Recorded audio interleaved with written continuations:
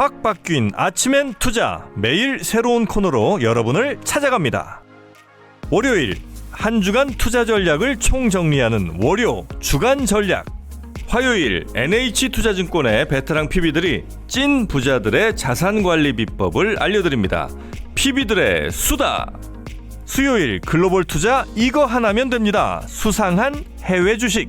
목요일 답답한 내 계좌 고민 속 시원히 해결하는 목 빠지는 주식 상담소. 금요일 부동산, 채권, 연금, 세금, 투자의 모든 것을 다루는 금쪽 같은 자산관리.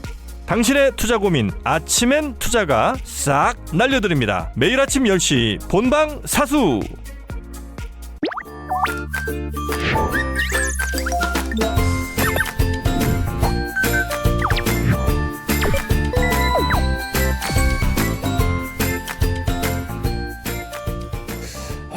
올겨울 가장 추운 날씨, 여러분들의 출근길 괜찮으셨을까요? 오늘 아침에도 춥지만 저희는 달려가 보도록 하겠습니다. 아침엔 투자 어잼입니다. 네, 안녕하세요. 우선입니다. 네. 오늘 진짜 춥더라고요. 올 들어 가장 추운 날씨라고 하고, 정말 서울 춥죠. 여의도 날씨가 제가 방금 들어오기 전에 영하 11도. 확인했어요. 네. 체감은 그럼 더 낮다는 더 얘기인데. 낮고 바람이 많이 그러니까요. 불더라고요. 너무 네. 춥더라고요. 여러분 어디 나가실 때 단단하게 좀 무장하고 나가셔야 될 것 같은데, 오늘 시장은 그래도 괜찮습니다. 입춘이니까 내 계좌는 또 따뜻해져야 네. 되지 않겠습니까? 물론 뭐 어제 하락폭에 비하면 요 정도 하실 수도 있겠지만 그래도 초반 분위기 괜찮습니다. 네. 2%대 각각 올라주고 있습니다. 코스피 2.02%, 코스닥 2.8%대 상승하고 있습니다. 어제 상점 보면서 우리가 삼성전자 진짜 앞자리 4자 보는 거 아니야? 라는 걱정했는데 오늘 좀 많이 올라가 주고 있습니다. 사법 리스크도 어느 정도 좀 해소가 네. 됐다라고. 그런 것도 있고 네. 어제 미국 시장이 좀 내렸는데요. 장 초반에 비해서 낙폭 많이 회복하면서 그래도 그렇죠. 마감을 했습니다. 멕시코에 대해서 캐나다에 대해서 관세 한 달 유예. 네, 이렇게 아니, 그러니까 나오면서 이게 한 달 유예라는 게, 야, 이거 또 어떻게 게임을 또 협상을 진행을 할지 모르겠습니다. 여러분과 함께 우리 계속 토론하면서 뭐 지켜보도록. 지켜보는 수밖에 없죠. 지켜보도록 하겠습니다. 자, 오늘 여러분 앞서서 좀 뭐 예고 통해서도 보셨겠지만 네. 오늘 우리 인도 얘기할 거잖아요. 인도 얘기 인도. 정말 기다렸고, 이 홍보 광고를 보면은 선혜 씨 목소리가 나오기도 하고, 많은 분들 갑자기 인도 얘기 저희가 좀 특집으로 준비를 했습니다. 맞습니다. 근데 저희가 오늘 모실 분과 잠시 이제 얘기를 하고 들어왔잖아요. 그렇죠, 대기실에서. 빠져들어. 정말. 이분 보통이 아니신데. 진짜. 네. 여러분, 인도에 대해서 조금이라도 궁금증이 있으시다. 네. 어디 가지 마시고 이 시간 주목해 주시기 바랍니다. 얼른 모셔볼까요? 네, 신흥국 투자는 역시 인도지라고 생각하시는 분들도 계시고, 작년 하반기에 좀 부진한 모습을 보면서 인도 이거 좀 의심이 되는데 갸우뚱하시는 네. 분들도 계시거든요. 그래서 이 추운 날씨에 우리는 조금 따뜻한 인도로 떠나보도록 하겠습니다.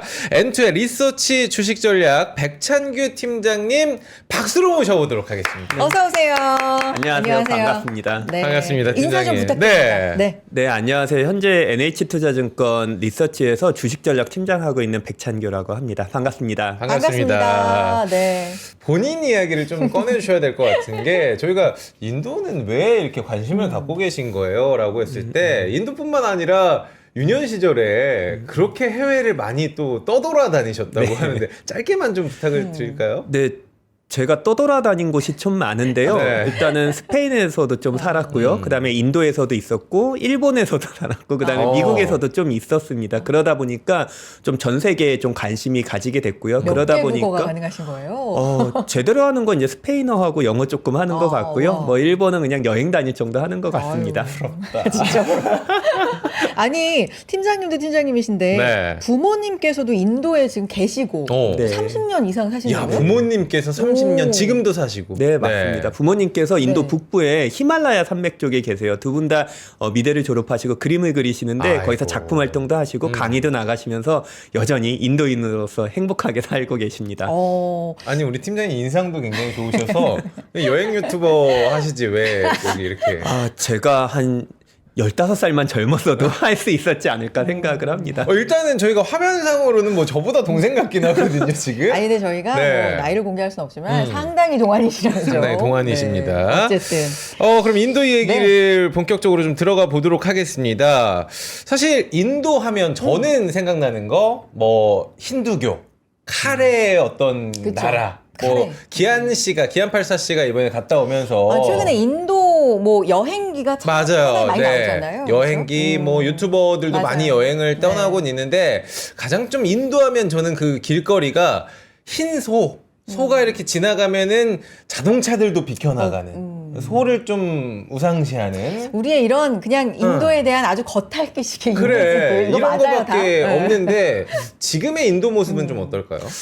제가 인도를 90년대, 00년대, 그리고 10년대, 20년대 계속 다녀봤었는데요. 네. 사실은 코로나가 터지기 이전인 2019년까지 제가 인도를 가면 이 나라는 도저히 안 되겠다. 발전이 안 되겠다 이런 생각을 했었거든요. 언제까지요? 2019년까지입니다. 와 2019년까지. 네. 그런데 2024년에 제가 출장을 2번 다녀왔는데요. 이때 가서 이제는 비즈니스를 할 수가 있겠네? 인도도 변할 수가 있구나를 처음 느꼈습니다. 이전까지는 비즈니스가 안 됐어요. 상상을 못했습니다. 왜요? 일단은 제도적인 문제도 있고요. 네. 다 떠나서 길부터 문제입니다. 길거리에 소가 너무 많다 보니까요. 차가 차의 기능을 못했고요. 도로가 도로의 기능을 못한 그래요? 거예요. 예를 들어서 여의대로 같은 데는 강화문 앞에 소가 이렇게 누워 있습니다. 아이고. 그러면 사람이 아무리 길이 넓어도 사람이 치울 수도 없고요. 차가 갈 수도 없던 게 사실 인도의 이걸 건들 수가 현실이었거든요. 없으니까 그렇죠. 왜냐면 소는 신성합니다. 신성하니까. 깨달음의 경지거든요. 그래서 못했는데요. 이번에 가니까 대도시에 소가 없어졌습니다. 제가 70페이지 정도 되는 보고서를 썼는데 거기 제목이 서두에 인도에 또 다녀왔습니다. 맞아요. 제가 이걸 쓰면서 네. 깜짝 놀란 게 제가 글로벌 투자를 전개하면서 네. 인도를 추천하게 될 거라고는 생각을 못 했거든요. 그런데 이번에 다녀오고 나서는 드디어 2000년대 초반에 중국의 향기가 조금 난다? 이런 생각을 했었습니다. 그렇다면 우리가 또 기회의 땅이라고 생각이 되는 분들 많을 것 같은데 여러분도 오늘 정말 내용 재밌으니까 나 인도에 관심 없는데 하고 가지 마시고 시간 있다고 하면 끝까지 좀 함께 해주시길 부탁을 드려보도록 하겠습니다. 조금만 더 여쭤보고 싶은 네. 게 그러니까 2019년에는 비즈니스가 안 될 나라였는데 5년 만에 달라졌다 느끼신 네. 거잖아요. 네, 맞습니다. 도로 달라졌다. 네. 대도시의 소가 네. 도로에 사라졌다. 또 있었어요? 그러니까 이게 소가 없어진다는 게 단순히 도로가 도로의 기능을 한다의 개념이 아니고요. 네.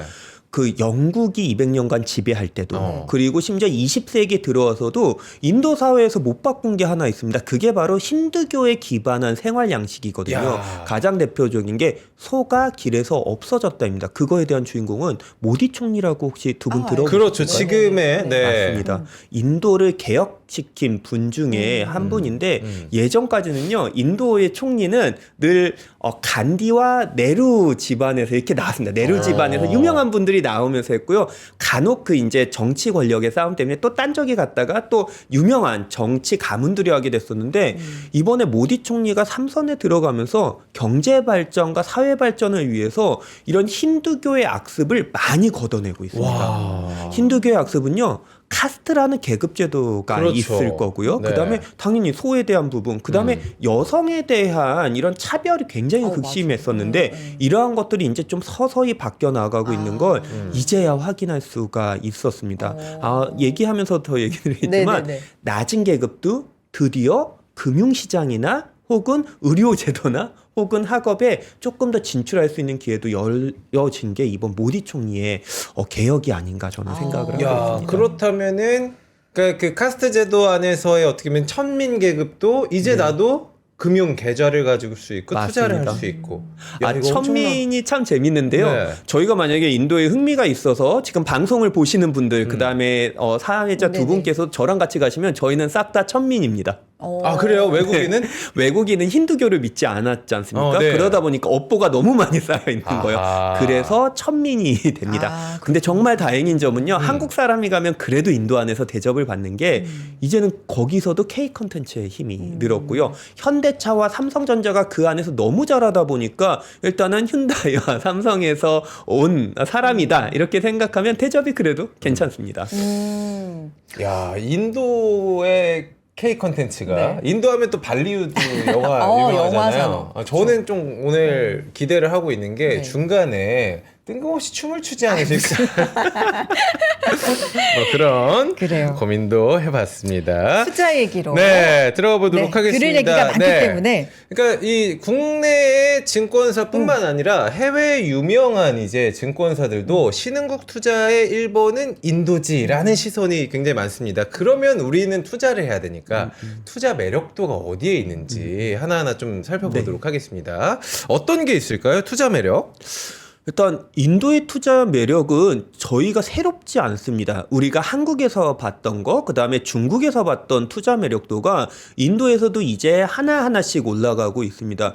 인도가 작년에 새롭게 전 세계 1위가 된 게 있습니다. 바로 인구입니다. 그래서 그렇죠. 중국을 넘어섰다. 야, 네. 인구. 아마 올해 12억 후반대 혹은 13억 명에 이제 다다를 것으로 알고 있는데 일단 네. 풍부한 노동력이 그 첫 번째입니다.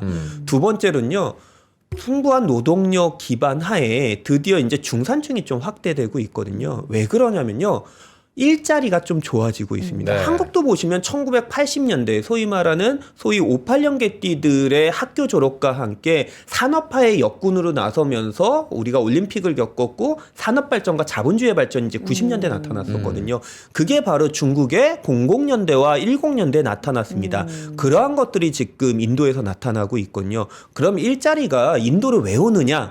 바로 미국과 중국의 싸움 때문입니다. 미중 갈등 네. 때문에. 어제도 굉장히 핫했던 게 미국이 멕시코나 캐나다, 중국에 대한 좀 이제 뭐 보복 관세나 소위 말해서 정치적으로 이제 네. 다툼이 있었는데 중국을 대신할 수 있는 노동력, 중국을 대신할 수 있는 그런 양호한 환경, 그 다음에 낮은 임금 등이 지금 인도로 많은 투자자들을 몰리고 있거든요. 유입하구나. 심지어 예전처럼 뭐 단순한 뭐 페트병 공장 이런 조립 공장이 아니고요.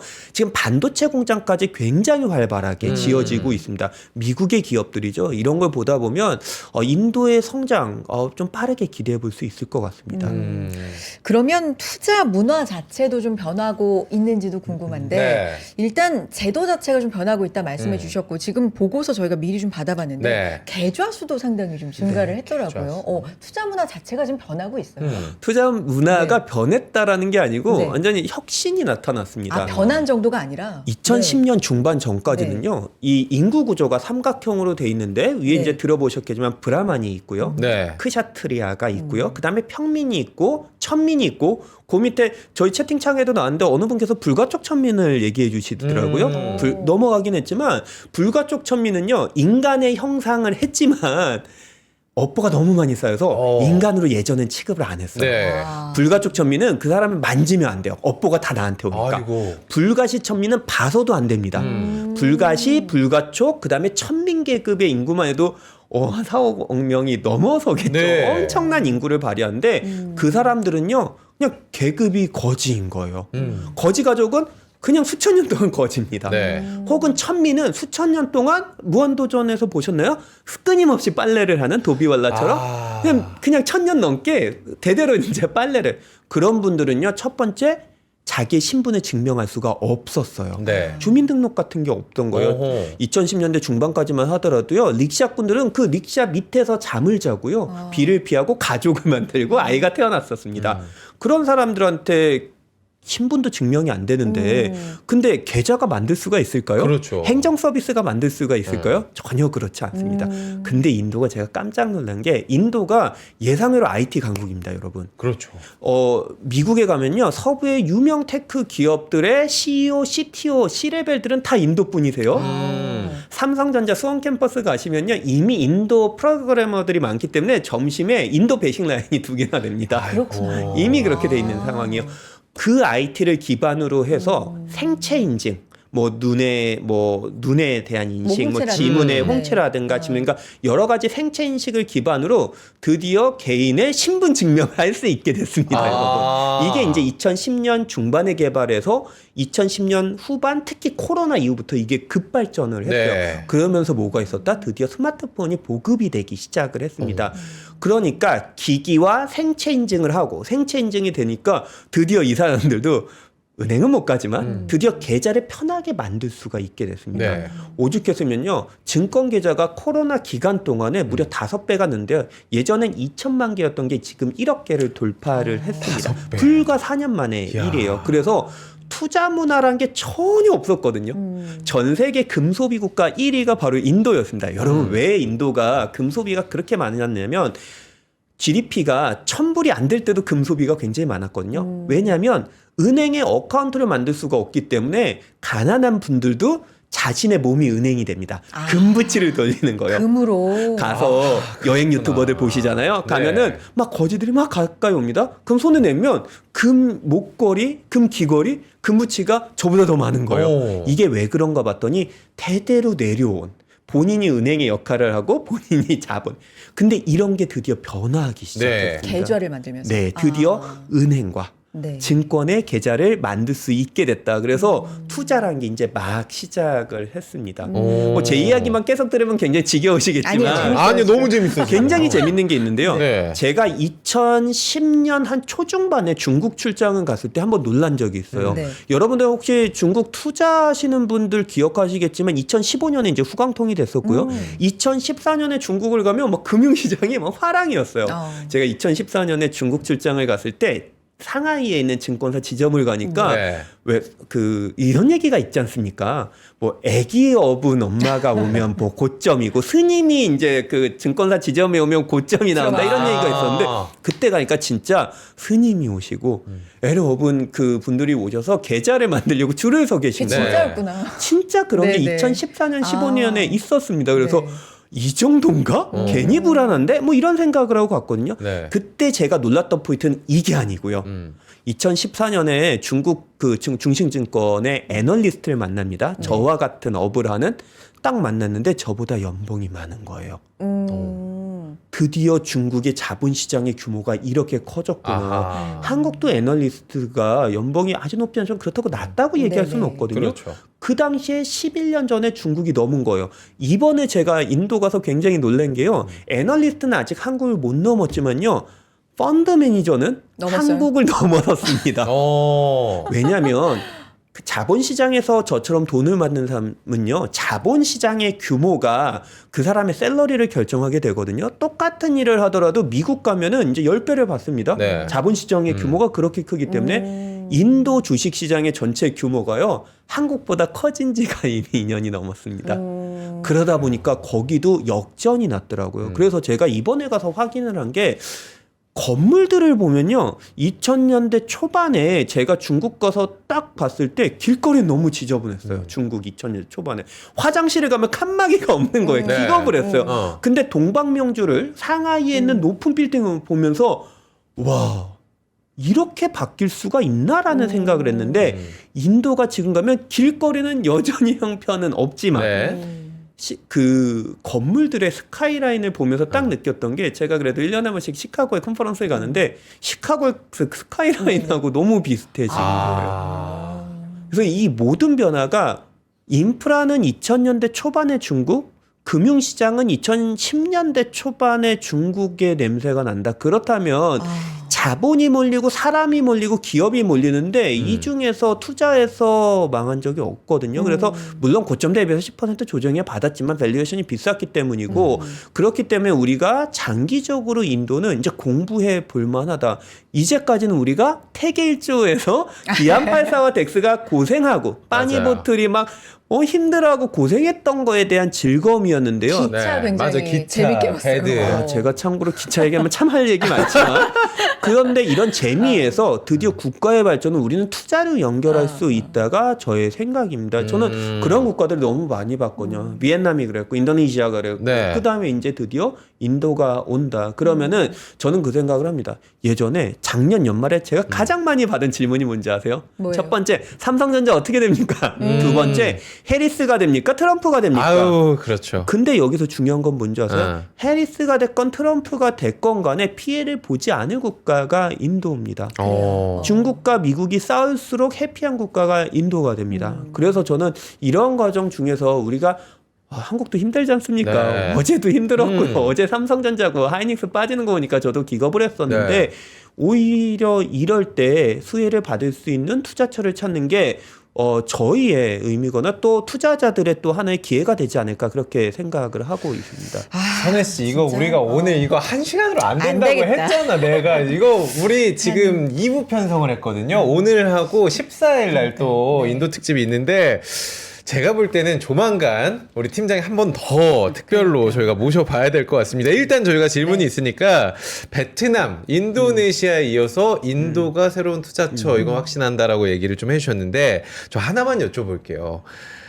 최근 10년간 모디 정부가 예전에는 이 항만이라든지 도로가 제대로 안 돼 있어서 뭔가 투자를 받고 싶은데도 좀 힘들었는데 10년간 투자를 엄청 해서 이것도 지금 성장의 어떤 원동력이 된다라는 기사를 봤거든요. 이것도 맞나요? 제가 이것 때문에 놀랐습니다. 제가 이제 지금 이제 방송을 들으시는 저희 시청자분들 그리고 여기 스튜디오에 계신 두 분께서도 해외여행 분명히 해보셨을 거예요. 그러면은 선진국도 가보시고 신흥국도 동남아도 이렇게 가보셨을 텐데 제가 특히 신흥국에 가서 이 나라의 수준을 평가하는 게 하나 있습니다. 어떤 거죠? 공항에서 내리는 순간 우리가 숙소를 갈 때 택시를 타시거나 버스를 타실 텐데 도로의 컨디션을 보면 그 나라의 수준이 나옵니다. 도로 얘기 엄청 도로. 하시네요. 도로가 진짜 중요하구나. 왜냐면요, 네. 그 도로라는 게 이제 메인 인프라 중에 네, 하나가 되거든요. 근데 일단 도로 깔면은 비 오면은 도로가 다 날아가는 동네가 있어요. 그거는 시멘트나 콘크리트의 질이 안 좋기 때문에 네. 좋은 걸 못 사오는 그 수준인 겁니다. GDP가. 또 두 번째로 그걸 해줘도 한국 보세요. 얼마나 빠르게 메꿔집니까? 미국보다 훨씬 더 좋거든요. 그런데 신흥국을 가면은 도로는 있지만 움푹움푹 파인 길이 많습니다. 캄보디아 시골을 가거나 라오스 시골을 가면 이걸 다 느끼실 수가 있거든요. 인도는요, 뉴델리를 가건 뭄바이를 가건 그냥 차이지만 덜컹덜컹하면서 다녔습니다. 이번에 가서 제가 깜짝 놀란 게 뭄바이건 뉴델리건 가는데 너무 매끄러운 거예요. 포트홀이 사라진 거예요. 길에서 소만 사라진 게 아니고 이 퀄리티가 굉장히 좋아졌더라고요. 특히 뭄바이는 슈퍼몬순 기간엔 길의 절반이 잠깁니다. 그런데도 불구하고 이런 게 많이 없어졌거든요. 두 번째로 본 게 뭐냐면 끊임없이 건물을 짓고 있습니다. 우리가 중국 가서 놀랐던 게 2000년대, 2010년대를 가면 부동산을 통해서 발전한 국가인데 가면은 도로를 짓는다, 가면은 고속도로를 짓는다, 가면은 고가도로를 짓는 게 바로 중국이었는데 지금 인도를 가니까 그거를 하고 있더라고요. 더 놀란 건 뭐냐면 건설 현장의 발전인데 기억나세요? 중국은요 아무리 높은 빌딩을 옛날에 짓더라도 2000년대 보면은 막 대나무를 외벽에, 한국은 옆에 쇠파이프를 연결해서 거기 비계를 하고 다 가리고 그 안에서 공사를 하거든요. 네, 그렇죠. 먼지도 안 날리고 안전을 네. 위해서. 근데 중국은 중간까지 다 대나무였어요. 거기서 이제 저희 깜짝 놀랐죠. 저 길을 다닌단 말이야? 인도도 똑같았거든요. 근데 이제 가서 보니까 드디어 인도가 고층 건물을 짓는데 쇠파이프를 통해서 벽돌을 올리고 시멘트를 올리더라. 근데 그게 항만도 있고 공항도 있고 이런 게 많이 생겼었거든요. 그래서 제가 아까 말씀드렸다시피 이제는 예전에 한 뭐 동남아시아 비즈니스 하는 수준까지 올라왔네. 가장 놀란 건요. 2010년 한 13년 14년까지만 하더라도 인도 뉴델리 공항에 딱 내리면 헉 합니다. 일단 에어컨이 잘 안 나옵니다. 일단 냄새가 납니다. 근데 이번에 내리니까요 에어컨도 잘 나오고 냄새도 안 나고 너무 세련돼 막 벽에서 막 폭폭 인도가 아닌 거예요. 그래서 이러한 것들이 뭐 인도를 여행 가보시라 이런 얘기가 아니고요. 인도의 인프라 환경이 글로벌 비즈니스 스탠다드에 이제 어느 정도 올라왔다. 그러니까 글로벌 컴퍼니들이 열심히 공장을 짓고 오직하면 현대차가 거기다 상장을 했겠습니까? IPO, 네. 지금 목표가 현대차, 기아차 그룹은요 120만 대까지 연산으로 지을 거거든요. 이거 중국을 넘어섭니다.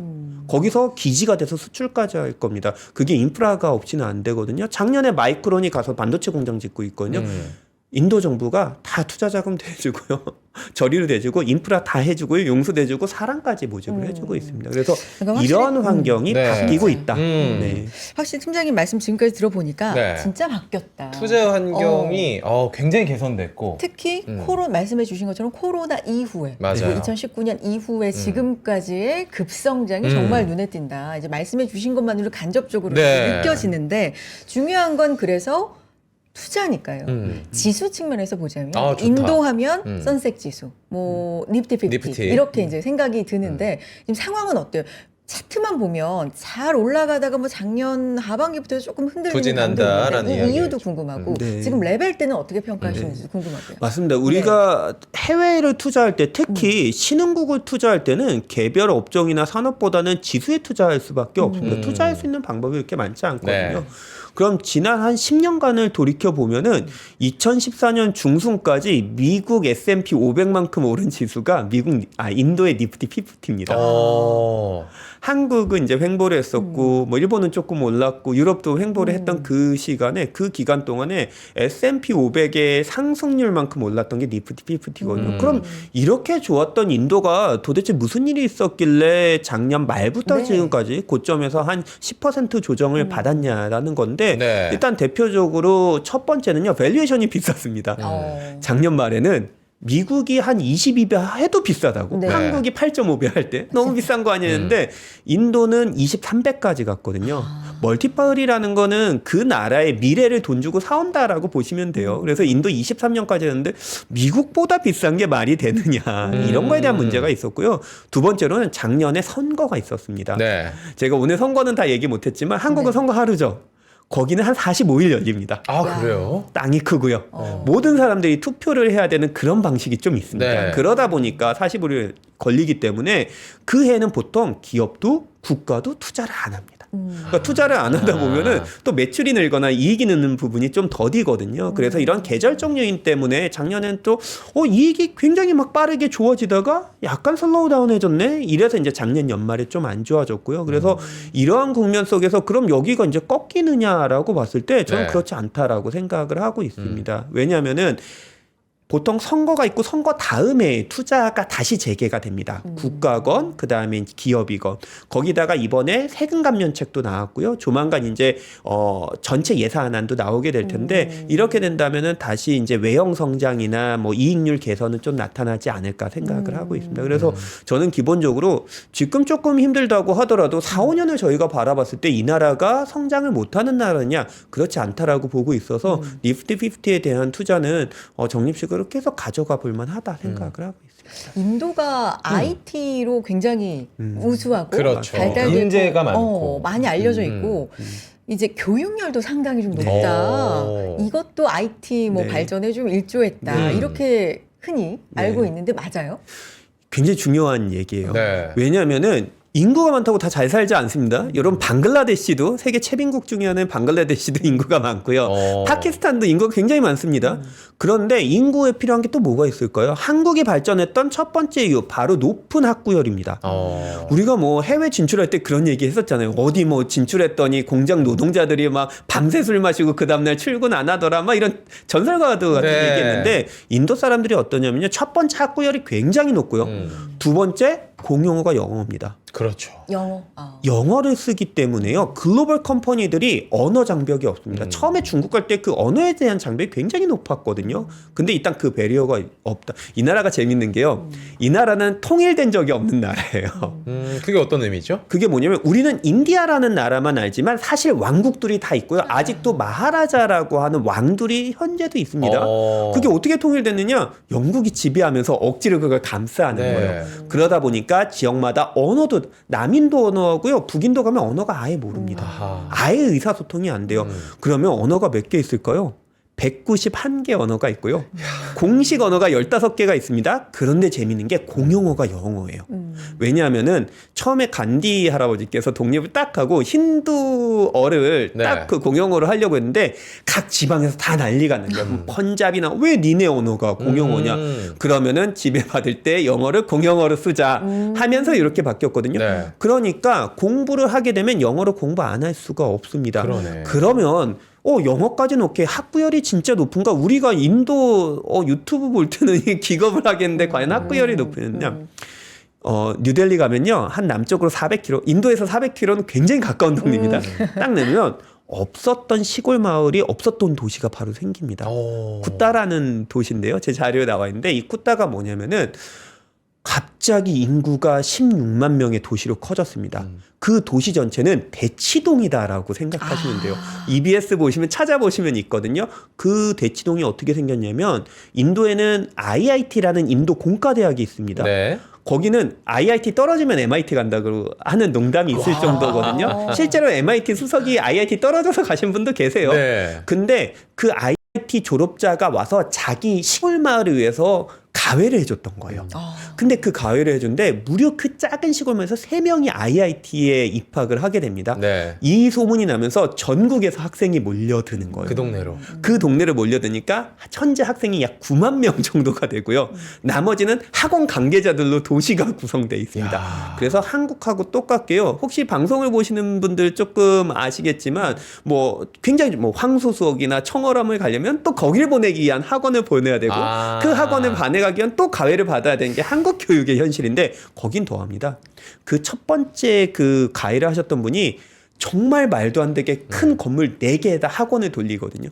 거기를 들어가기 위한 학원이 또 건물 3채가 있고요. 그 옆에 또 학원이 있고요. 그래서 이 정도의 교육열이 있다 보니까 발전하고자 하는 욕구, 그리고 신분 상승의 그 사다리는 유일하게 공대거든요. 한국은 의대지만 거긴 공대입니다. 공대. 그렇기 때문에 이 카스트 제도를 깨고 이 가족이 잘 살고 그래서 결국엔 미국으로 가야 되는 거기 때문에 저는 이러한 학구열, 이러한 인구, 이러한 젊은 생산관이 이 나라 그 연령 평균이 20세밖에 안 되는데 이런 나라가 망가지기가 상당히 어렵다 이런 생각을 갖고 있습니다. 이야, 팀장님과 지금 이야기를 하고 있는데 우리 815님께서도 아까 팀장님 얘기 너무 잘하셔서 빨려 들어가요 진짜. 하시고 지금 우리 제니 누나께서도 아점 만들면서 듣는데 너무 재밌다고 말씀을 너무 잘하시니까 계속 잠깐만 여러분 광고 타임을 듣고 저희 또 준비된 자료 많으니까 어디 가지 말고 채널 고정해 주시죠. 광고 타임.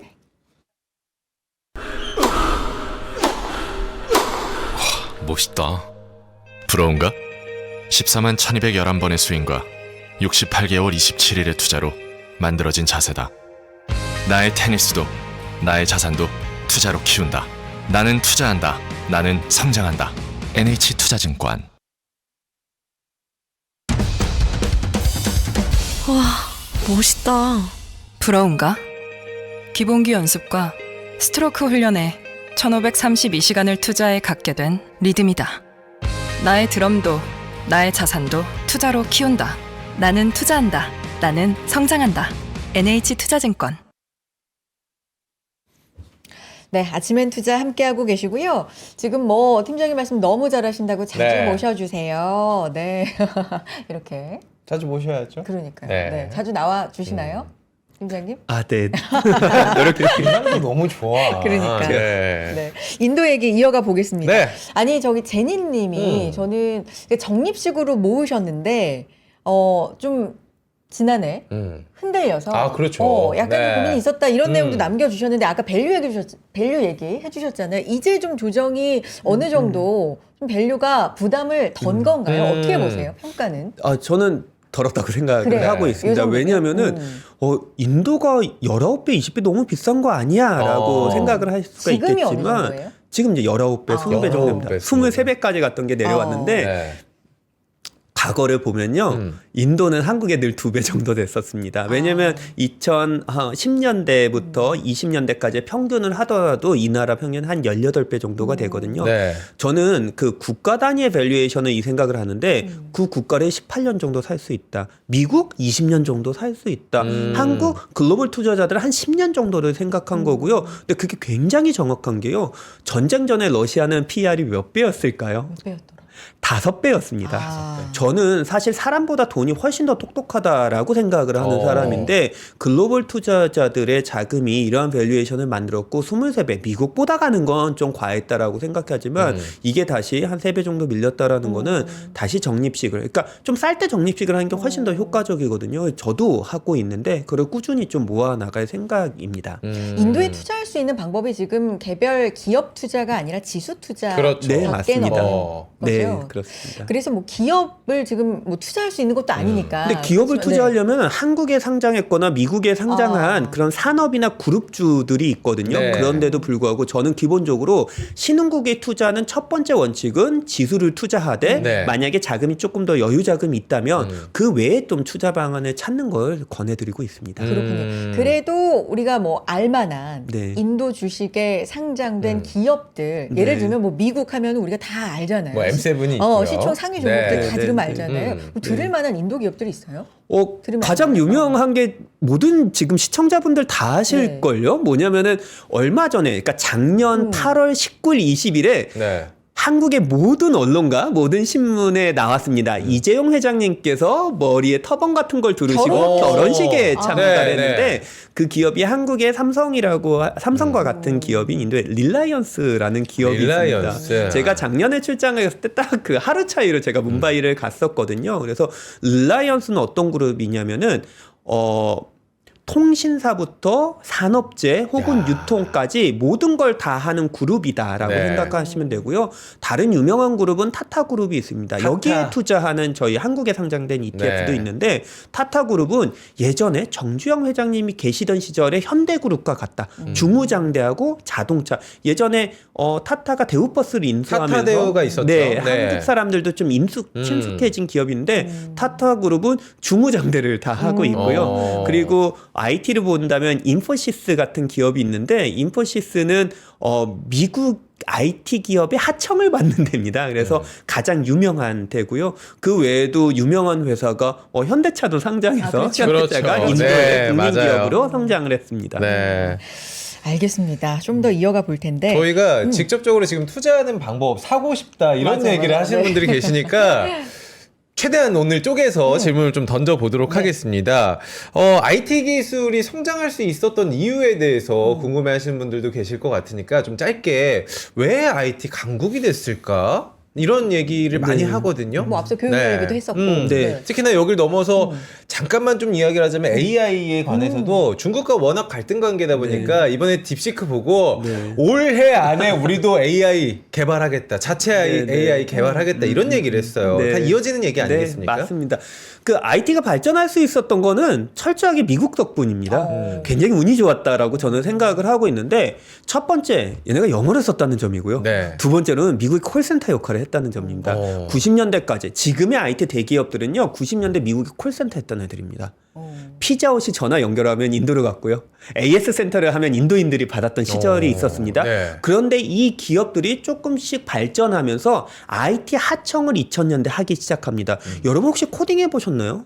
제가 코딩을 해보면요. 이게 생각보다 굉장히 엑셀은, 속도 노가다라는 게 좀 필요합니다. 네. 굉장히 필요한데, 하이 코더들은 미국에 있지만 로우 코더들이 필요하거든요. 그게 똑똑하고 계산에 빠르고 셈에 빠른 인도 애들이 저렴한 가격으로 2000년대부터 2010년대 중반까지 미국의 IT 성장과 함께 개를 같이 하면서 IT 발전이 엄청나게 됐고요. 이러면서 공대의 발전이 같이 일어납니다. 아하. 그러다 보니까 인도의 IT 기업들은요. 다 미국의 ADR로 상장해 있을 만큼 대단한 기업들이 많이 있습니다. 그러니까 산업과 대학이 어떻게 보면 동시에 성장을 하는 네. 그런 느낌, 선순환 구조였던 네, 거네요. 네.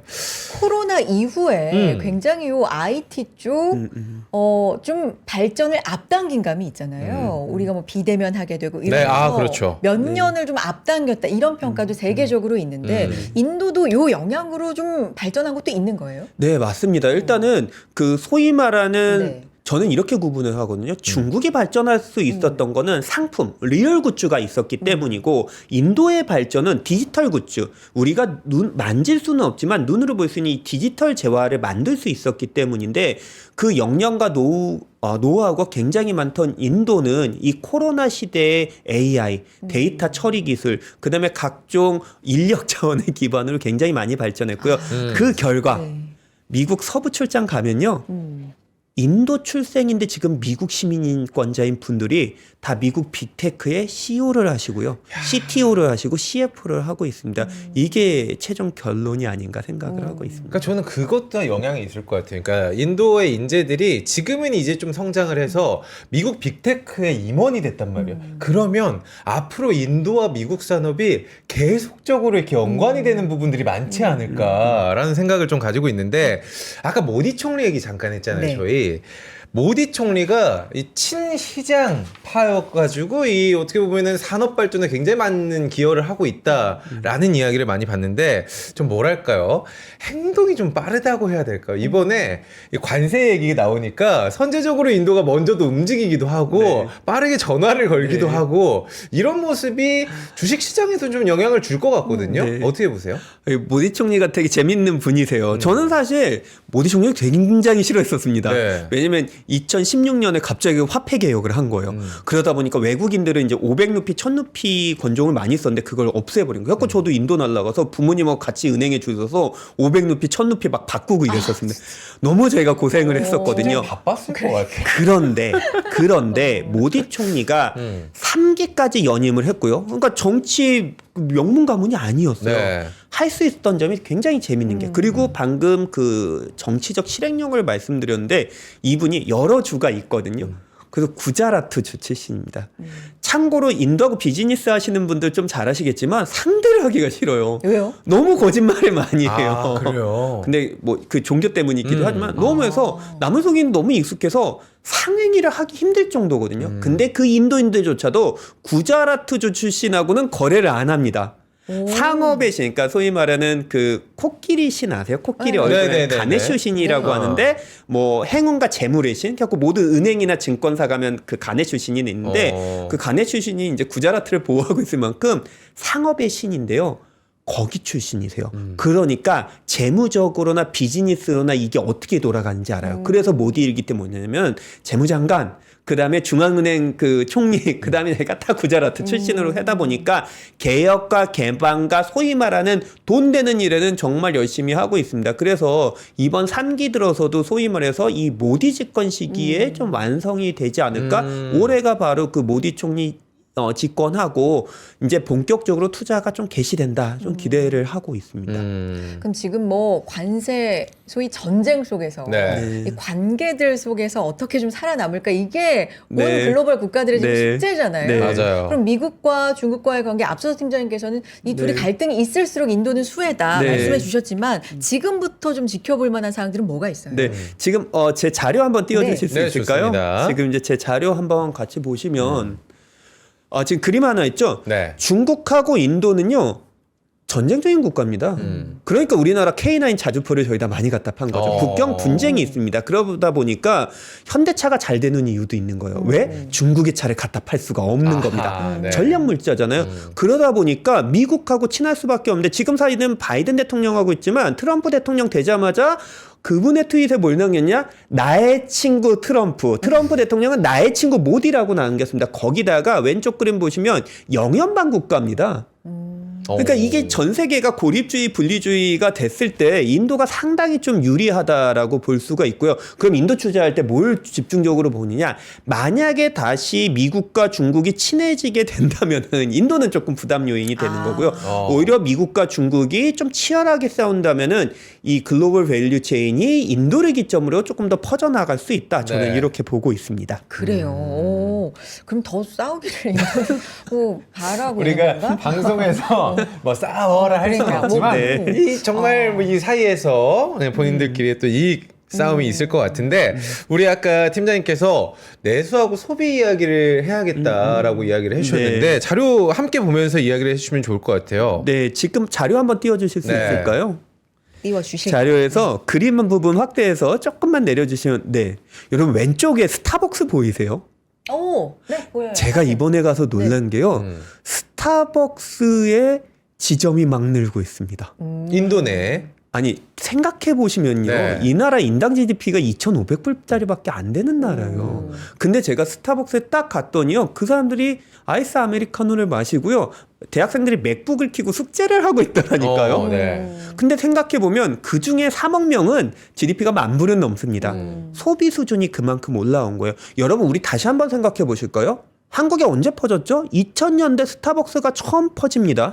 90년대 후반에 이대와 여의도를 시작해서 2000년대 종로부터 시작해서 퍼졌어요. 그때 한국의 소비 수준이 늘어나면서 컨텐츠의 힘이 커지고 한국의 사회가 좀 변했습니다. 2010년대 중국은 스벅이 안 될 거라고 했었어요. 왜? 네. 차 문화가 있기 때문에. 근데 거기에 스벅이 퍼지면서 소비 수준이 올라갔고 뭐가 됐죠? 한국의 K소비재 판매가 됐었습니다. 지금 인도에서 스타벅스가 조금씩 이 나라는 짜이가 있어갖고 안 팔린다 했거든요. 너무 비싸니까. 거기가 아이스 아메리카노가 참고로 한 3,000원 정도였는데 그게 팔리더라고요. 네. 그 비싼 게. 그래서 이런 걸 보면은 이 소득 수준이 올라가고 옆에가 지금 쇼핑몰 내부를 찍은 건데요. 네. 제가 더현대에서 근무를 하고 있지만 와 인테리어가 그 정도예요. 화장실 가면 다이슨 손 말리는 게 있는 거예요. 제가 깜짝 놀랐어요. 1층 가니까 보스가 있어요. 디올이 있습니다. 네. 제가 너무너무 놀란 거예요. 그래서 지금 보시면은 아래 그 그림 56번 잘 보이실지 모르겠지만 전 세계 억만장자 순위 3위 국가입니다. 아, 미국, 어마어마하죠. 중국에 이어서 3위네요. 그래서 아직까지는 그 수준이 아니지만 조만간 있으면 그러니까 인도가 GDP 수준이 현재 2,500불인데요. 이게 4,000불을 넘어서게 된다면은 빠른 속도로 올라오고 있는데 드디어 중국에 갖다 팔던 한국의 소비재가 인도에서도 인도 컨슈머로도 충분히 팔릴 수 있는 기회가 있다. 이렇게 보고 있습니다. 근데 사실 팀장님 말씀 지금 들으면 들을수록 네. 빈부격차가 어마어마하겠다는 생각이 들긴 맞아요. 해요. 네. 그 좀 느끼세요, 사실. 빈부 격차라는 거는 그러니까 인도를 한번 갔다 오시면은 한국의 빈부 격차?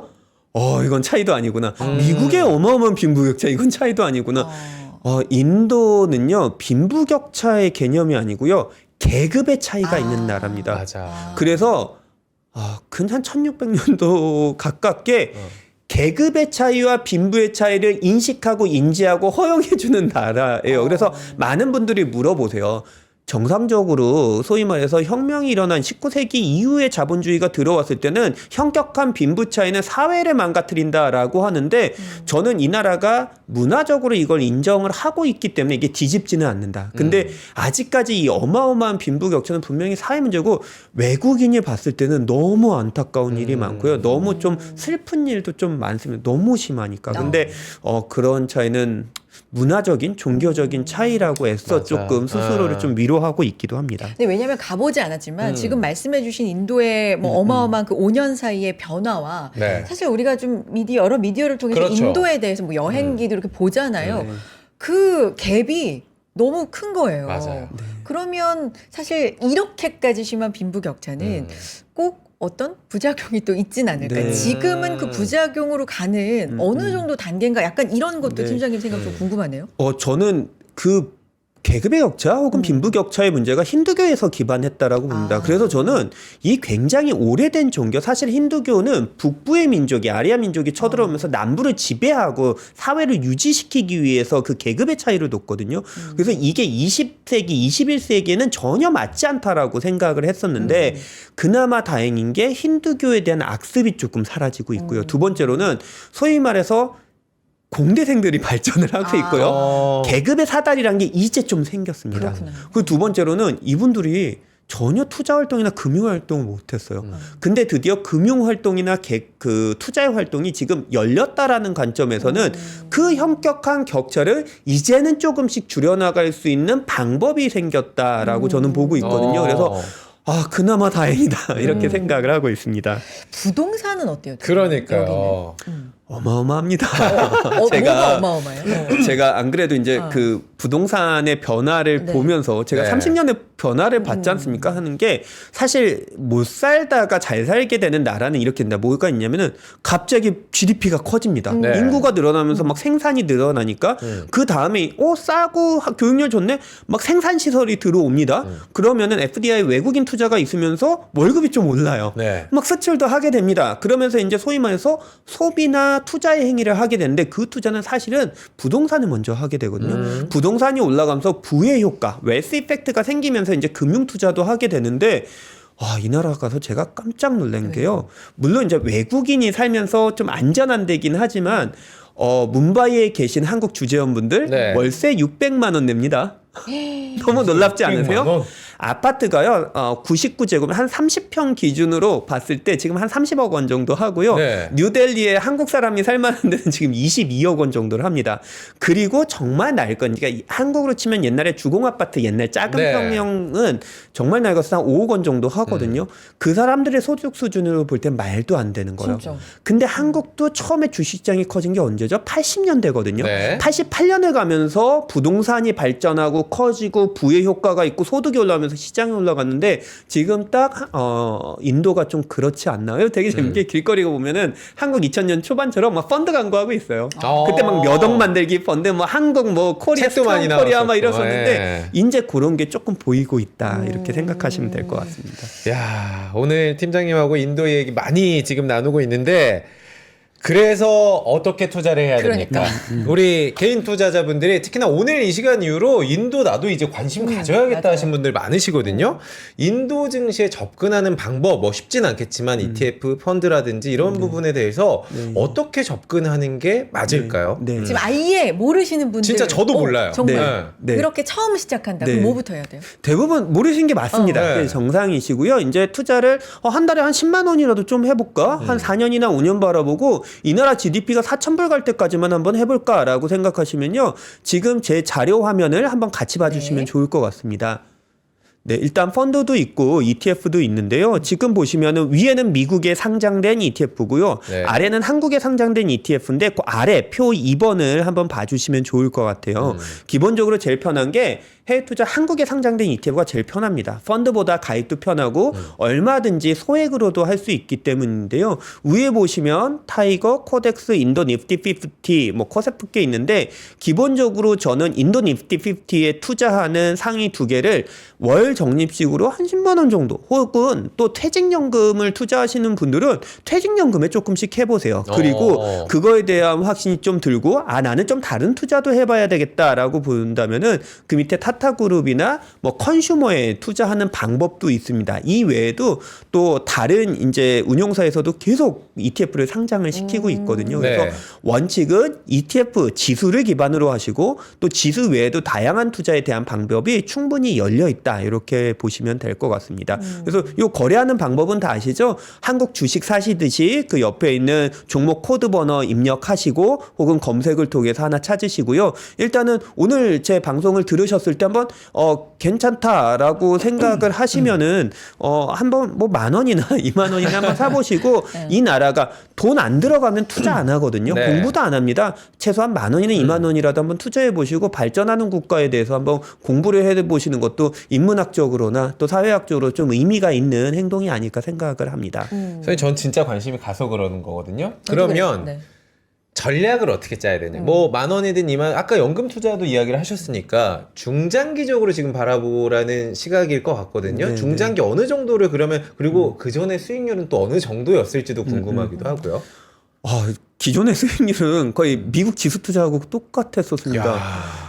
지난 2014년부터 2024년까지 2015년 한 해 빼고 매년 플러스가 났던 시장이거든요. 네. 그러다 보니까 과거 수익률을 말씀드리는 거는 너무 호도할 것 같아서 제가 좀 네네. 자제를 하고요. 투자에 대한 기간은 기본적으로 저는 4년에서 5년 정도를 보고 있습니다. 왜냐하면 지금 외국인들의 투자 설비가 들어와서 공장이 완성되고 이분들의 소득 수준이 늘어나는 게 4년 뒤거든요. 그렇게 본다면은 GDP는 2,500불에서 3,000불 중반대를 넘어설 수가 있을 것 같고요. 그럼 이렇게 될 때 주가 상승의 기회는 훨씬 더 많을 거다 보고 있습니다. 그래서 퇴직연금에 조금씩 왜냐면 퇴직연금은 투자하고 쌓아가면서 그 먼 미래에 대해서 과시를 하는 거기 때문에 한 4년에서 5년 정도 보시면 좋을 것 같고요. 그리고 나는 그런 거 말고 그냥 개별로 좀 원할 때마다 혹은 인도지수가 빠질 때마다 뭐 소액으로 조금씩 적립식을 하시겠다 하면은 조금 더 짧게 보셔도 되세요. 지금부터 한 2년 반에서 3년 정도. 그 이유는 뭐냐면 모디 임기 후반에는 시장이 한번 흔들릴 수 있습니다. 그래서 그때는 좀 정치적 리스크가 있기 때문에 한번 뭐 수익 실현을 하시는 것도 저는 추천을 드리고요. 제일 중요한 거는 제가 늘 어디 가서 그 얘기를 합니다. 저는 참 많은 세미나를 했는데 제가 보통 한 1년에 한 500번 정도 하거든요. 근데 신흥국 투자하고 선진국 투자는 다릅니다. 여러분 한국 주식하고요 선진국 주식은요 트레이딩 가격 차이에 의한 매매가 가능합니다. 매매 가능합니다. 네. 근데 신흥국 투자에서 수익 제대로 나신 분들 혹시 있으세요? 중국 투자에서 돈 벌어보시는 분들 생각보다 없습니다. 왜냐하면 신흥국은요 장기적으로 발전은 하지만 그 안에 정치적인 변수가 생기고요. 환율에 대한 변수가 생기기 때문에 우리가 언제 샀는지에 따라서 굉장히 힘든 구간이 있습니다. 우리가 돈 필요할 때는 또 언제가 될지 모르거든요. 그래서 꾸준하게 적립을 하는 게 선지국은 신흥국은 굉장히 좋다. 그리고 제일 중요한 거는 신흥국은 잘 팔아야 되거든요. 신흥국 파는 기회를 전체 경제 사이클에서 그렇게 주지 않습니다. 경기 성장 국면에서 미국의 경기 성장 국면에서 돈이 전 세계로 뻗어나가면서 신흥국에서 수익을 낼 수 있는 기회를 주는데 그때를 바라보고 꼭 신흥국은 이왕이면은 좀 나눠서 이렇게 매수를 하시면은 좋겠다 생각을 하고 있습니다. 아, 오늘 꽉 찼다. 진짜. 네. 진짜 한 3-4시간 들어도 네. 모자랄 것 같지만 요약해서 축약해서 여기까지 듣겠고요. 팀장님 이제 뭐 신흥국 전문가, 인도 전문가로 뭐 하나 이제 하셔야 되겠어요. 전문 저희가 채널을 코너로, 하시든 코너로 그러니까 백창규와 함께 떠나는 세계 여행을 인도 여행. 세계 여행도 가능할 것 같아요. 다른 데도 지금 굉장히 많이 돌아다니기 때문에 그러니까. 저희 인도 투자 고민하신 분들 특히나 많이 계실 것 같고 오늘 또 인도에 대해서 알았다 하신 분들 계시는데 마지막으로 조언 한마디 좀 짧게, 부탁드려보도록 하겠습니다. 네, 올해 시장이 많이 힘든 것 같습니다. 일단 저 전 세계 글로벌 시장 좀 주목해서 보고 있는데 아마 이러한 변동성이 1분기면 종료될 거라고 보고 있고요. 그 가장 힘든 건 2월 달에 여러분 트럼프 정책 초안이 발표가 됩니다. 이게 나오면 이제 방향성이 보이기 때문에 투자하시는 분들 한시름 덜 거라고 보고 있고요. 변동성이 클 때 잘 인내하고 견뎌내시면 분명히 좋은 투자의 기회가 올 거라 생각하고 저의 개인적인 투자로서도 올해는 기회의 해다 이렇게 생각을 하고 있습니다. 모쪼록 변동성 잘 피해 가시고요. 좋은 수익률로 올 한 해 투자 잘 하시길 바랍니다. 감사합니다. 아우 좋다. 깔끔하네요. 팀장님 힌두어로 고맙습니다가 뭐예요?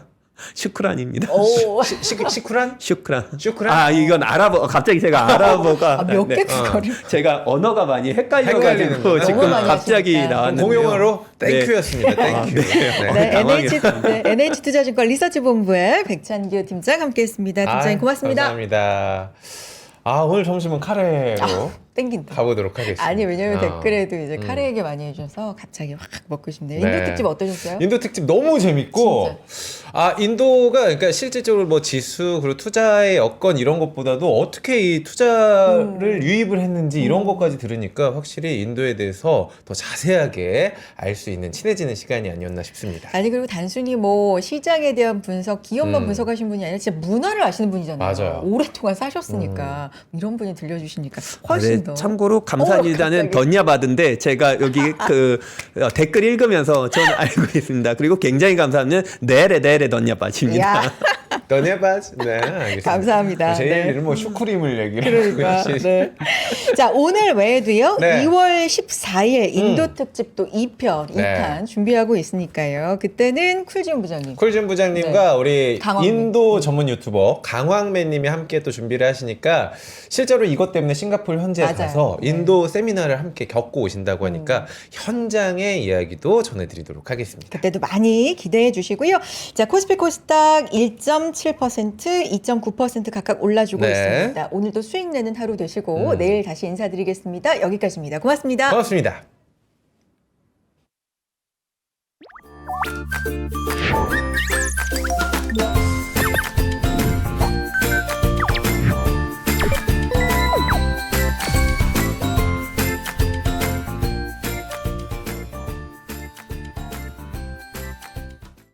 삶의 격을 높이는 9가지 지혜를 함께 나눕니다. 위즈덤 칼리지 시즌 2 영상 아래 링크를 클릭하시면 자세한 내용을 확인하실 수 있습니다.